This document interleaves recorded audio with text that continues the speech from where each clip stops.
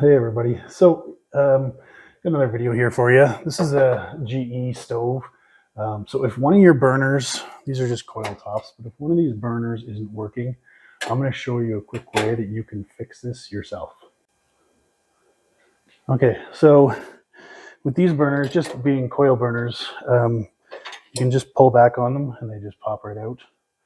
So I'm going to take out one of these small ones and one of these bigger guys, and I'll take you over to the table here where I have my meter set up and we can test these.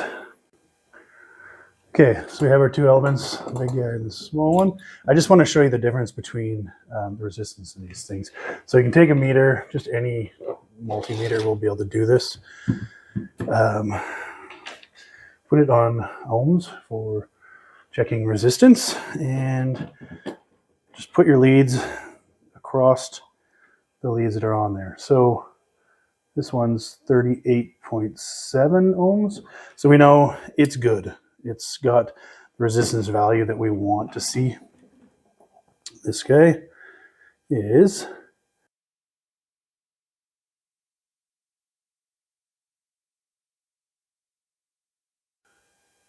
okay. So if you do have the coil top like this, so in order to take out the elements and put them back in, you're just going to guide them through this little hole in the plate here. You're going to line that up with the bracket that's right down here, and you just put the element into that bracket and push it in till it sits right, and then you can just lay it down. And that's all it is for pushing those in. So we're going to pop this around back. Just spin this guy. So there's this panel here. It's got 3 screws, and then it just lifts up and off. Now, if you need to get to any of the like bake element or broil element, there's a bake down here, broil elements here. All of the wiring and everything for most of the stove is right here. Incoming wires for the plug. But what we want to get to is the back of the switches. So what we're going to do is take off. There's 1, 2, 3, 4, 5, 6, 7 screws to take off for this console. I've got 6 out. I just want to take the 7th out here. So it's one of those screws that's either Phillips or Robertson, whichever you want to use. Robertson tends to grab a little better, but you can use either or. So this console just lifts up, and you can let it fall forward. So we got the board in here and all the switches. All right, the voice is going to sound a little different here. I lost my mic apparently, so I got to do a little voiceover action here. So on these switches, the red wire comes directly from the power cord and up to the switch.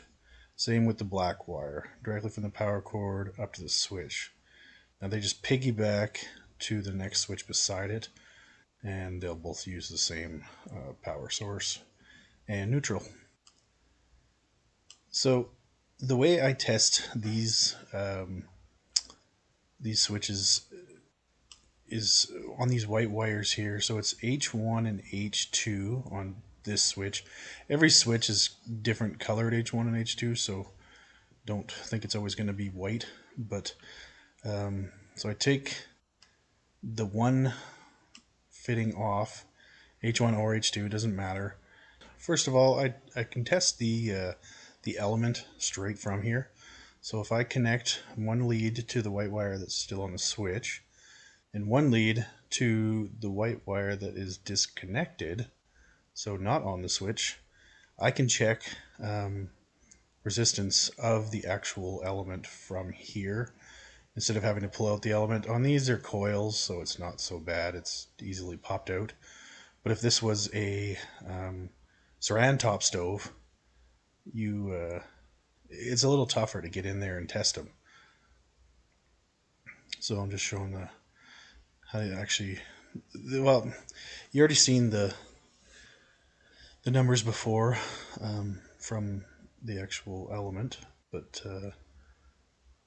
here I can connect from the H1 to the H2 on the switch, and I'll get a resistance if the switch is actually turned on. So I'm just going to turn off the switch, and you'll see the meter just is going to do nothing and just say OL. And that's how you test the actual switch to make sure that it is working for on and off anyway. It doesn't necessarily show you if it's going to have a stuck contact inside the switch, but at least this will show you if it's actually good or not. All right, thanks for watching, everybody. So yeah, that is how you can figure out why your stovetop burner is not working on a GE stove. Thanks for watching. Bye.